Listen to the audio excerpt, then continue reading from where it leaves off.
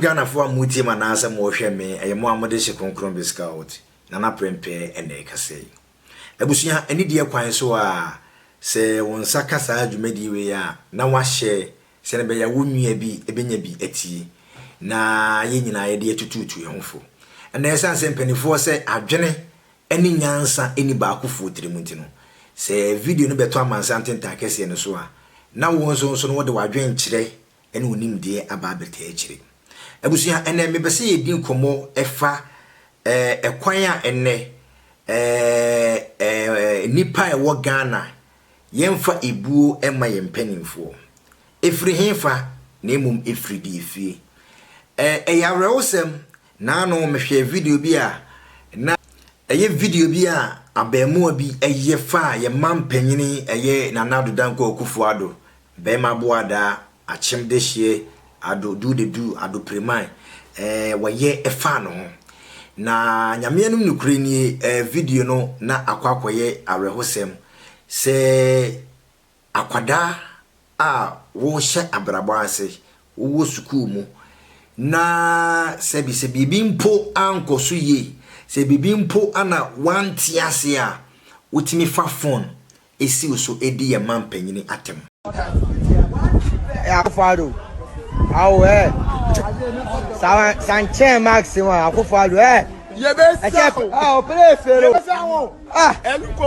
Pasia also final year Pasia final year bele mema so asembeleji oso nye tofle abusia ebre asa asem no esiye no abemu ano ene ne papa ekopa mpanimfo achew eye school mu no okogina ye edi ye mampanyini Nanado Danko Akufo-Addo odi na tem eto no ho no abemu ano one ne papa ekopa achew ewom se wapa achew na emom edie benti efri hefa ehyiase efri hefa edie benti na enne emofra enkwada emrantie ene mabawa ye wo oman Ghana mu yemfa ebuo ema yempanimfo eno ne ye ba bedi ho nkomo empanimfo se edua a enyawa ebewo woni no yentwa so yetu ase ene ye ba bedi nkomo ede be na ayira ede be na achia ama enne abemu a ababa bi sori na ne bufu na wo fa fon si ne so a na wo di mpanimfo atem enkane no na saa noma we enka yentete ye ho enkane no akwada akora mu panyina sibia wo koto ene panyini kasa no na efe kora keke abusia edie benti na enne yaba bedum pempenso bi a emofra emfa mpanimfo enyehwe ewom se twere konkron no ekan se emere bi beba enkwada be sori atia omawofo ewo twere konkron no na emom edie benti edie be na atochema ama enne emofra enkwada emrantie emfa ebuo ne anidie ema yempanimfo abusuya ene yeba bedi nkomo pa enti bie wa adwenum se ne be ya ensem America no ebe wurawura wa adwenum awura wutirim mene badwenbafo na eba bedi nkomo na me dienti a ama enne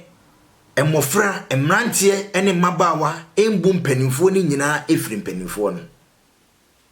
abusuya empanimfo se do odi ekire esua de wadi kan anamon na watutu adekranti America se yempanimfo ana sebi omadi yehwambo yempanimfo ana ayama enne emofra emrantie ne mabawa emfa ebuo emmo mu nyina ne se abusuya enne esan amanyosem ntino empanimfo mienu timi kwotena radio so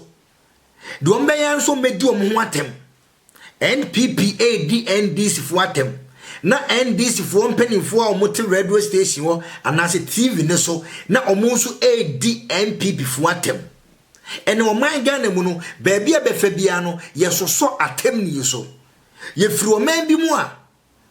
wo bia wodi atem ene efi se wo ka nokure wo bia wotimi tiatem ebubom eyedede eto mpanimfo ho ene efi se nipa kro no o ka nokure ene yefiri oman bi mu a wo bia wotimi tu nipa ho efiri ne soro ebesi ni fom yefi se nipa no ne ho osere eni sa wo de koy yesi ni twam ene yesi ni twa ase kora na saa noma no ekoso wo ho adekura ba ko me nana prempe Kumewood eguye mani giye enyina ne eye atemnie a ewo Kumewood mu ansa na abehwe Kumewood omusini ba ko awie no na ensema wate ewo wasum ensema ewurawura wasum atemnie a wosua no esewani enso ka kire etime nana prempe ebre a Kumewood eguye no mani gie pa efrise na omonso ka ho ana ye mofra no omusua sebi kasa twitwie kasa tantan kasa ebon na omonso ka ho efrise wo hwe Ghana eye senior omutwa na a efri Kumewood na menka se ni nyina na sebi enyo ebi tufo ebi hyenkran ebi eka abrabo mu nsem edi kire nipa ba dodo na eye senior ansa na sebi obenya ho ntiase ahwe sini na wie no na nipa ba ko bi wo mu a obetimi ato obi ho adiatem eye sini ni nko na wie ye no na se nipa na diatem osini ni eni se wona wo makura hwe sini na ebusua ansa na mo be sori no na nkwada no apeke ensem bi ewo sini ni na omodi di wo ho atem ofie me wo faasefo bi ewo aburukyire ha a omo nko Ghana da but me wo faasefo no esanse na omo maame ene omo papa epe eye Kumewood sini hwenti no ema nkwada no esua atemnie bebre ewo sinim eto be kono wonte ase kasa na wo ka no wate ne keke ewo sinim wate se ebia nipa asomesi mempese mebu obidin nipa asomesi anaso obenten eka ewo sinim etubos atoni trim na ono so edana no na wo ka minimi se eyeden ya sini ahodo a eba mframa no ye twro so se saa sini we die gise nipa wadi efri eye 18 years eko ene betimi ahwe bi bewusua enye adwuma obekọ Ghana no eye sini a ankese ebi efri be 18 years enkwada anase omodi be efie be 18 years ene wo se hwe no ye be yisa sini no TV so ewia be 5 anase nyumre be 6 ni eyi no TV so ewia be 2 ni eyi no TV so sa atam no nkra no ofi enkra ne hwe etin kasa eba sa sini ni mu nyina akwaye kasa eye kasa twitwi a enkwada ne besua ebusua eya rehosem eya ade bia mesre ye mpanimfo se omuntu omani enkoso omuntu omani ensiso eja mpanimfo a ewose komoye bibi fa ho sa mpanimfo kuro ya enne soso atemnie so ewo manim yetiminya MP a anka MP ewose watch obetna eye TV so obetna radio so anka otimi kire ne manfo de watimi aye ene de wose woye mom no MP betna so a na wodi atem ebusia atemnie a ekoso wo Ghana no eno na nam so ama enne ye mofra no esua eno na nam so ama esukufo nkwada mpo esua efrise enkane no na wo se ne wan se ubetime didi wo mampanyina tem enkane no na wo se ne wan se ubetime didi panyini bi kura tem ewo bro no anase mantemu a wotim enkane no na wo se ne wan but enne essence empanimfo no eye entinu se panyini yesi panyini otena fie mankwada ewe nanka no yebu nankarefo a wokan Utie Kanwadwene ego Biscout Media. Kanwadwene. Endane mabon sentete kade wa hunu mensan efisa bafodom ne tai bodom akima ne kiro wansan na no prempe no ankasa na atenase no amansie premire okofurusie wi anyini ma akire bi bo mu ase oyoko de hye kronkron Biscout na prempe watenase die ehu wo be sentence mu amanaka akoma Kanwadwene. Abusia enne enoma ekoso wa Ghana nyina ifri wohwe enidi a yemfa ma yempanimfo wohwe emrante ne mabawa emofra a enne yemaya no esoritia yempanimfo nyina ifri na eyare hosem mekai enkane no se wo ye nkwada bonesem bi kura wo fie na so maame e ka kire wo se obebo osofo amane a na wo ho epo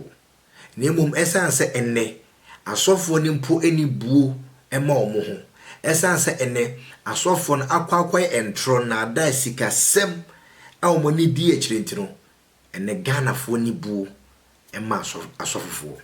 enne Ghana fo ye mfa asofo enye hwe ebu a enkane no so wo so osofo eba na wo ye nkwada bonesem bi na wo pese wo de tete no enne sofo ni twam kura no ehokra na abaye no mo ebusua oman bia so no ye de religious leaders ene chechire wo man oman bia so no ye wo mpanimfo bia ye de anidie amasa mpanimfo no se ne beye ase bibisi wo man mu a sa mpanimfo no esore na omo yeso omo kasa ye nyina ye betie sa mpanimfo no ewa sopem ebini eye ya henfo ebini eye asofo ene ye friends enkremofo mpanimfo ebini amanyofo mpanimfo bi omo manim ene etitru a omo manim ba essence ene wo mukura na ye bu omudin anase se asem a ye betimi adwane akwakoto omo anaso metimi aba bonten aba be kakasa debidi a kire no sa nkofo wie kura no ebuo kura eni wo mu na kampese o maba bonten aba be gina anim se omo ba be tuyefo ebusua eya rehosem ye besede mpanimfo se edum pempenso a se omo pese yen emofra no yen kwada no yen mrante ne mabawa no yenya ebuo ne anidie bi ema omo a omo nhyaase na omo mbu omo ho panyini timi gina radio so esan amanyosem ti no na wo to ayampia na wo ka sebi kasetwitwi na wo di atem emfafa so bi ama ene mom yenhwe oman Ghana mu sibia enoma eko mpanimfo enibuo biem yemfa mpanimfo nya hwe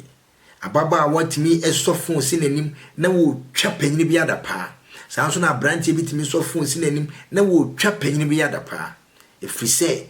eyemo isana mutwa eto wo no eno na yemu biye faso sibia wonya wonyonko panyina ekwanya wotimi de ne faso edinatem ekansem bi fa no no akwada no fi se ono so betimi afasa akwa no so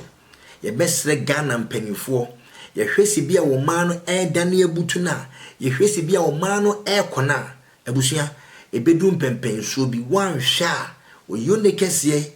osum kese ene bedra o man Ghana ye mpanimfo ni obuo biem enu nti ne nam so ma enne mofra esore etia mpanimfo ewo manim enkwada na hu se mpanimfo na die hwambo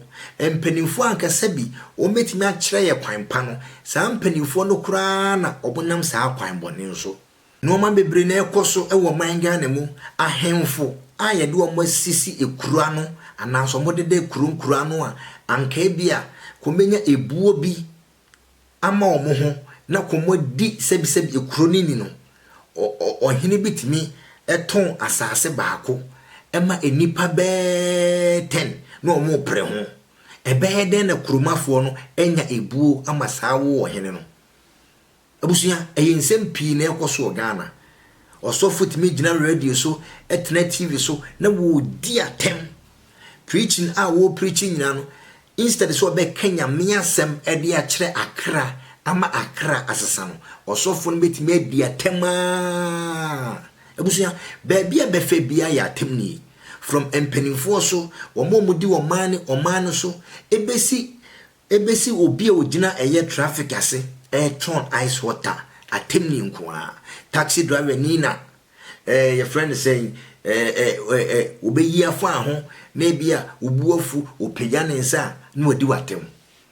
sa no ma we nyina na enne edi ya ba bedu sa bri ama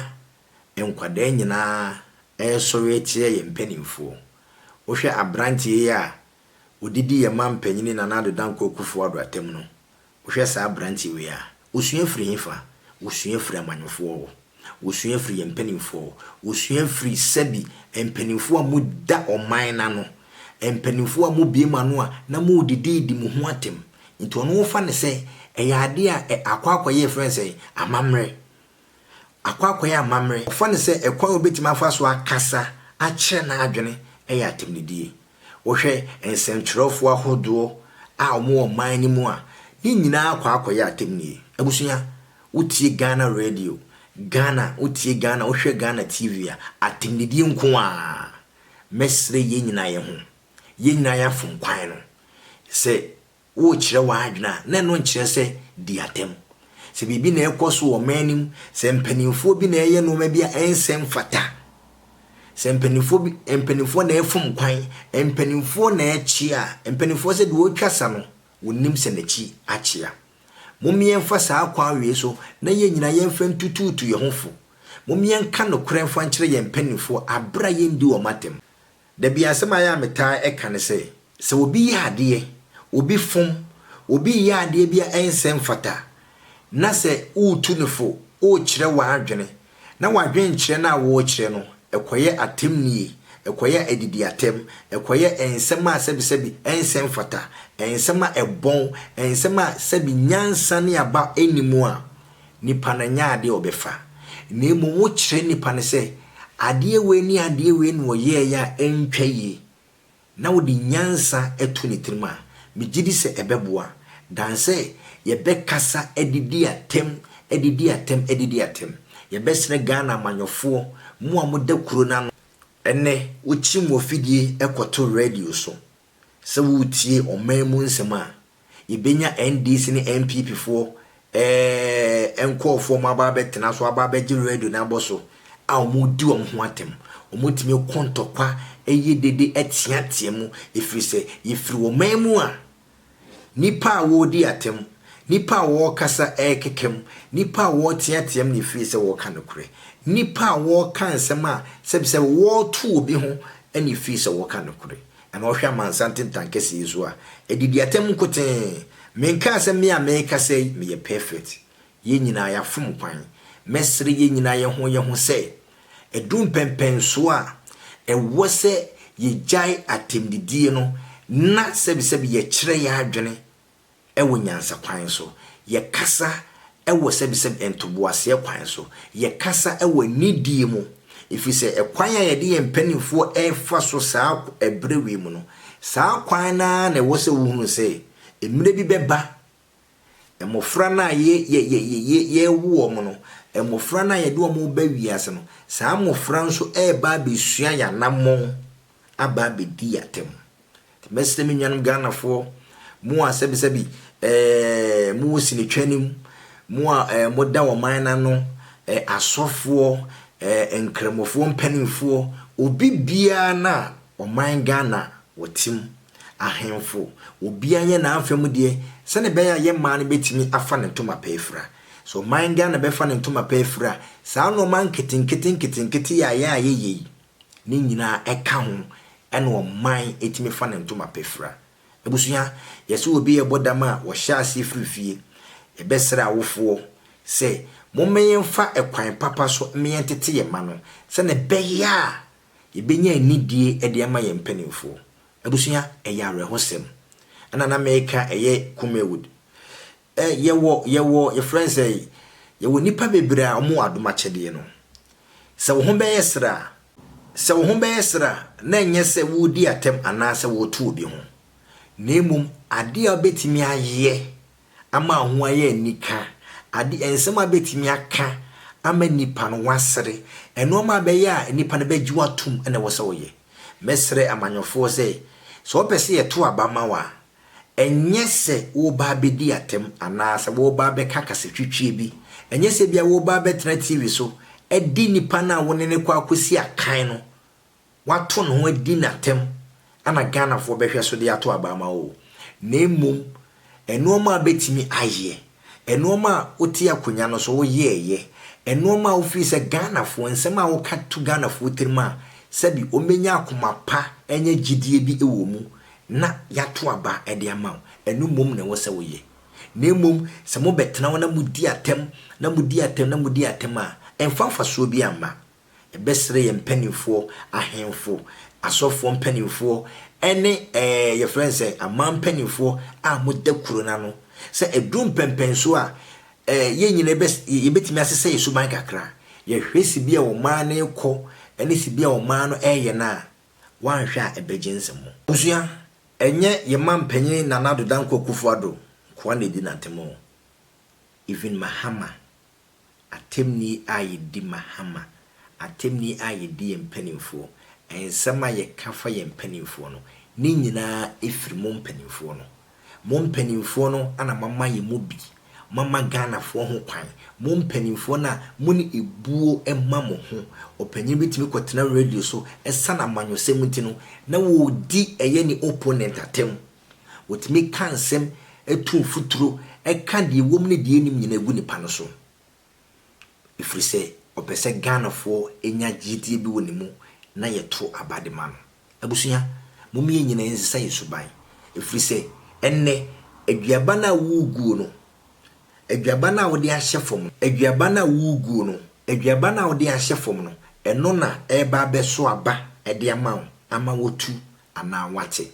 bi hu se obi ede bofre aba ahye fom akwa akote eye intosida bi hu se obi aduaba nche akwa akotu eye bayereda sanso na mi hu se obi adua intos akwa akote mekoda di wudua no enoa na wutwa di wudua no enoa na wote di wudua no enoa na wutu enne ye mpanimfo a mumbu mu ho ye mpanimfo mudidi mu ho atem ye mpanimfo moka kasatwitwie ede fa mu ho eno eso aba ana yetie eno so aba ana yetu eno so aba anenne enam so ama emofra enkwada emrantie emabawa emfa mpanimfo enyehwe no se yempanimfo hyase se omubu omo ho a yempanimfo hyase se omunya enidie bi ede ama omo ho a yempanimfo hyase ayede etena sanso so no kwada no so a yeba no yebehwe o manam mpa no na yenso yafa so